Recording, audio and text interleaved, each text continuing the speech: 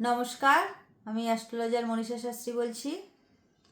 আমাদের রাশিচক্রে যদি রবি আর মঙ্গল গ্রহটা ভালো পজিশনে থাকে আর তার সাথে যদি লগ্ন ষষ্ঠ ভাব শুভ থাকে, তাহলে কিন্তু যে কোনো মানুষেরই যে রোগী হোক না কেন সেটা কিন্তু বেশি দিন ভোগায় না।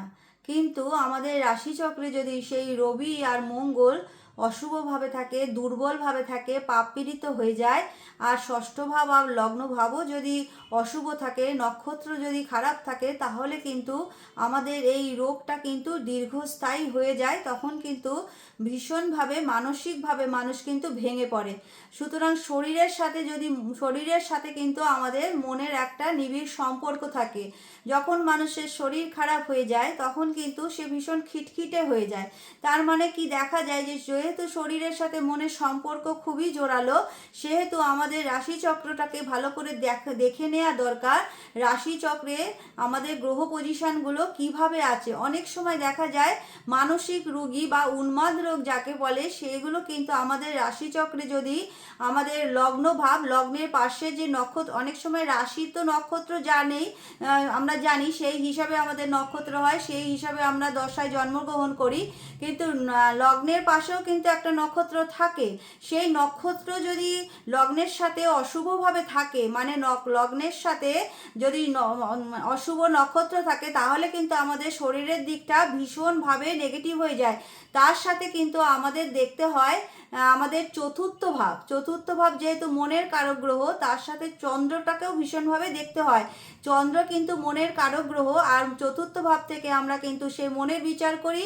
আর তারপরেও বুধ হচ্ছে কিন্তু আমাদের হঠাৎ করে নেওয়া ডিসিশন বা বুদ্ধির কারক গ্রহ। সুতরাং চন্দ্র আর বুধ যদি রাশিচক্রে বা নবাংশ চক্রে দুর্বল হয়ে যায়, তাহলেও কিন্তু মানসিকভাবে মানুষ ভীষণ আঘাতপ্রাপ্ত হতে পারে যে কোনো ঘটনার কারণে। অনেক সময় মানুষ অনেক জায়গায় ঋণ করে ফেলে, সেই ঋণ শোধ করতে পারে না, বা কাউকেও অনেক সময় বিশ্বাস করে প্রচুর টাকা ধার দিয়ে ফেলে, সেই টাকা হয়তো কেউ ধার দেওয়ার শোধ করছে না।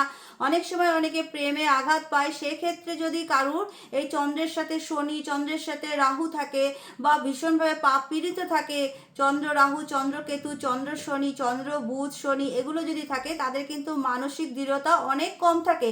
সেক্ষেত্রে কিন্তু তারা সেই আঘাত সহ্য করতে পারে না, সেখান থেকেই কিন্তু হঠাৎ করে মানসিক রোগের পর্যায়ে তারা চলে যায়। তা সেরকমভাবে আমাদের রাশিচক্রটাকে কিন্তু ভীষণভাবে বিচার করার দরকার, দেখে নেওয়া দরকার। যখন লগ্নের ওপরে বা রাশির ওপরে বা পঞ্চম ভাবের ওপর বা চতুর্থ ভাবের ওপরে গোচরে রাহু, কেতু, মঙ্গল, শনি অশুভভাবে যদি থাকে, তাহলে কিন্তু সেই সময় এই রোগটা কিন্তু প্রবলভাবে দেখা দিতে পারে। তাই এই রাশিচক্রটাকে যেহেতু আমাদের থার্ড হাউসটা ভীষণভাবে দেখার দরকার, কেননা তৃতীয় ঘর থেকে কিন্তু পরাক্রম, বিক্রম, সাহসিকতার জায়গাটা বিচার হয়। যদি সেখানে রবি আর মঙ্গল আর শনি বলবান থাকে, তাহলে কিন্তু মানসিক জোর ভীষণভাবে থাকে। অনেক সময় দেখা যায় কোনো একটি সামান্য ঘটনা একজনের ক্ষেত্রে ভীষণ কষ্টদায়ক হয়ে যায়, আবার কেউ মানুষ আছে কিন্তু তারা সহজেই সেই ঘটনাটাকে সহ্য করতে পারে। তাই আমাদের সব কিছুই কিন্তু রাশিচক্রটাকে বিচার করতে হয়। চন্দ্র, বুধ আর শনি, রাহু, কেতু কি পজিশনে আছে, কোথায় আছে, সেগুলো কিন্তু দেখতে হয়। চন্দ্র যদি পাপ পীড়িত হয়ে, দুর্বল হয়ে, অশুভ নক্ষত্র পেয়ে ষষ্ঠ, অষ্টম, দ্বাদশে চলে যায়, সেখানেও কিন্তু মানসিক জোর প্রচণ্ড কমে যায়।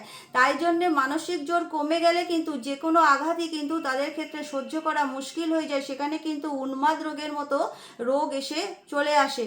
তাই জন্যে আমাদের রাশিচক্রটা বিচার করার দরকার, কোন সময় এরকম হতে পারে, বা চন্দ্র এই সব গ্রহগুলো কি পজিশনে আছে সেগুলো কিন্তু অবশ্যই দেখে নেওয়ার দরকার।